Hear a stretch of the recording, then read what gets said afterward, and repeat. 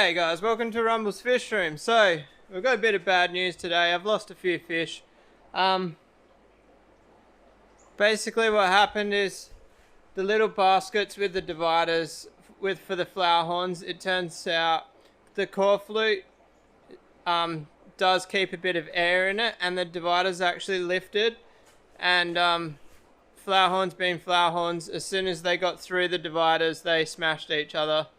I think out of 12 I maybe lost 3, which isn't the end of the world for the size they were and all that. There's plenty to replace them. I'm not that upset about it, but I feel bad telling the channel about it. But we're all about transparency here. I'm going to get the dead ones out because I don't really want to show that on camera. You guys can use your imagination for that. And then I'm going to show you a little mod I'm going to do. It's literally going to be a 5-second mod. Probably not going to be a long video again today, guys. We'll see how we go. Every time I say that, but it ends up being real long. And also, head over to Blake's Aquatics. I'm not sure if it'll be in tomorrow's video or the day after or the day after or the day after that. But he's got some exciting news which he told me today. In confidentiality, so I can't share it with you. But I'm really hyped to watch Blake's channel grow. This channel was a big inspiration for him, and that's really humbling for me. There's been a couple of people on YouTube that have said they're inspired by my channel, and I love that. That really floats my boat. Something about people enjoying watching my videos just really floats my boat.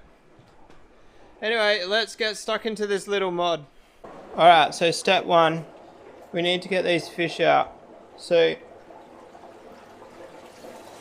that's pretty easy because they're in tubs. We don't actually need to catch them. We can just, I've got this little tub here. Hopefully they shouldn't kill each other. We've only been in there for 5 minutes. You'll notice that I only caught 3. That's because there's only 3 left in this tub. Alright, so now we're taking this out here. And we need another piece of equipment. You may remember this bag of cable ties from yesterday's video. Sorry about, when I was editing yesterday's video, I know, well, I already knew, but how shocking the camera angles were. I'm really sorry, guys. It was extremely hard for me to film that. I think it is going to be a thing of the future, but the complication of it excites me, and I don't know if you could tell by my talking in yesterday's video, I was like really enjoying myself. So anyway, let's get stuck into this. Alright, so we're trying to do this with one hand. We need to drill a hole in these dividers here and here. Those ones not so much, because if you look, they've already got holes in them. And then now we're going to do the cable tie weave. We need to put this through here,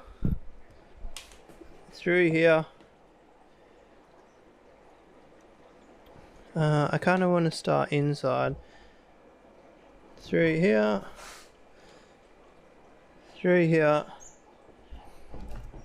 oh, that grabs that divider, that's annoying, and then through here. Wow, this is so hard with one hand.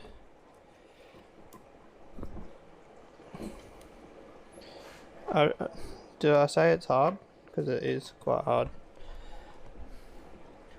I'm really good at repeating myself, guys. That was a joke, obviously. I wasn't serious. But everyone at work takes piss out of me because how many times I tell the same story. But at least when I do it on YouTube, I don't get judged as much because I'm just being creative and making new videos each day that are sometimes the same as the one I made the day before.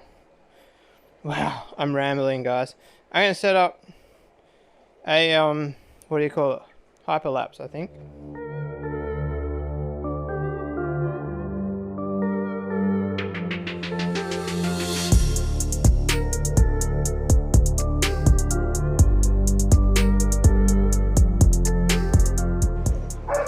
Alright, so that's one done. These dividers are actually pretty rubbish, but they work. It is what it is. It's all touching on the bottom. There's a tiny little gap in that bottom corner there, but I think I might just select which ones I put in there. I might put the biggest ones on that side because that side's got more of a gap than that side. Alright, so now we can just pull the fry out of that one and put them back in this one. So these are the biggest ones, so they're going in that side. Alright, so I'm pretty sure you guys can see in the video how loose these are, and basically they've got all the holes in the side of them. They do fill up with water, but they still seem to have a kind of bit of floatiness to them, and that's what was causing my issue, is these are lifting and the flower horn going straight underneath. Anyway, let's get stuck into doing these last two.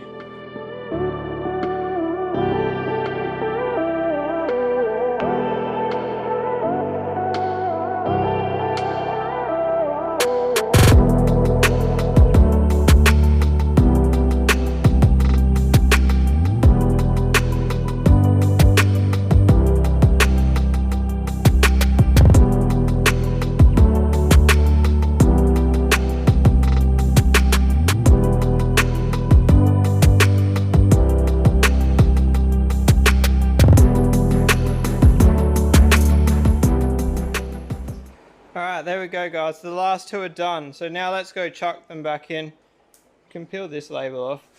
This basket used to have Code Blue or Lunacara in it at some stage. Let's go put some flower horns in it. Alright, so first up, we're going to put these 5 back in.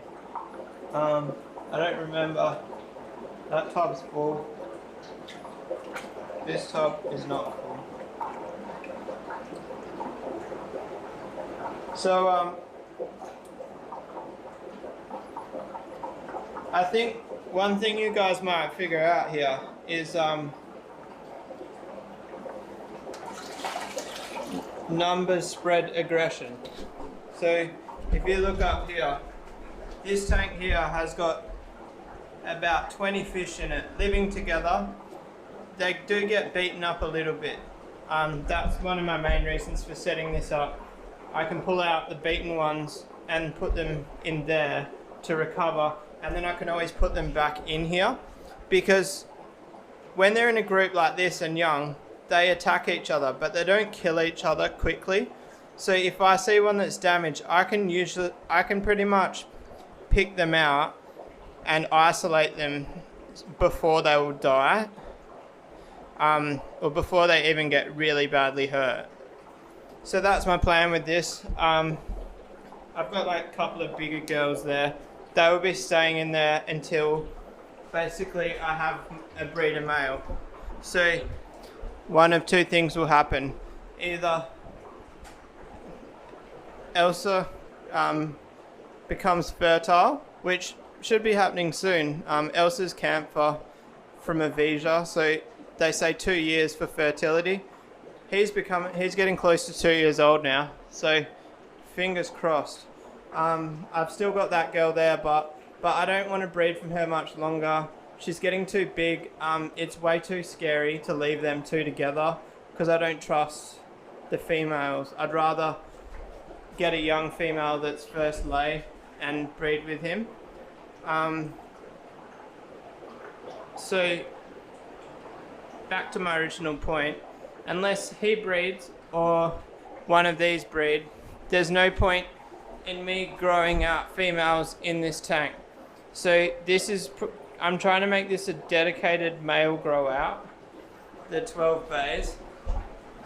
And then, I do have one female in there.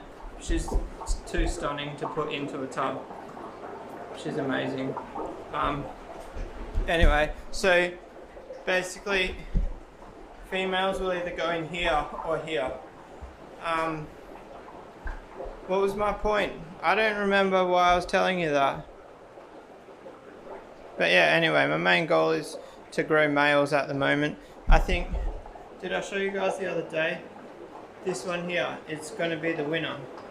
It's small, it's smaller than any of them. But from what I've learnt the best fish always come from the middle of the batch. The big ones, I don't know, I wouldn't say the big ones are bad, but I think generally what happens is when you're selling flower horns, you end up selling all the big ones, and then you select your favourite out of the middle sized ones. So I'm guessing that's where that theory comes from, but a lot of people say the best fish are the middle of the pack, not the runts. So, but anyway, that one's showing crazy potential. I haven't got a good photo or video of it because it's real skittish.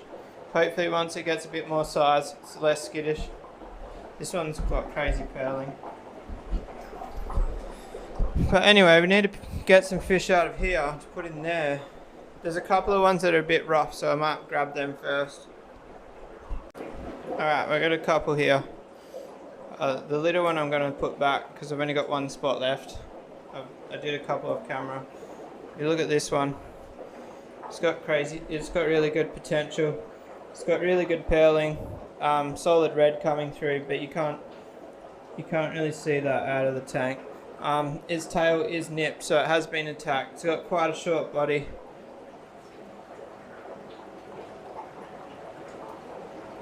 I got 2 spaces left, guys. I could have put both of them in. I swear I put a fish in there. Obviously not. They suck when you put them in there. They remind me a lot of Oscars, really. The way they suck. Camera's pointing at the ground. That's a wicked position for it. This one up here, I reckon. He looks like a troublemaker.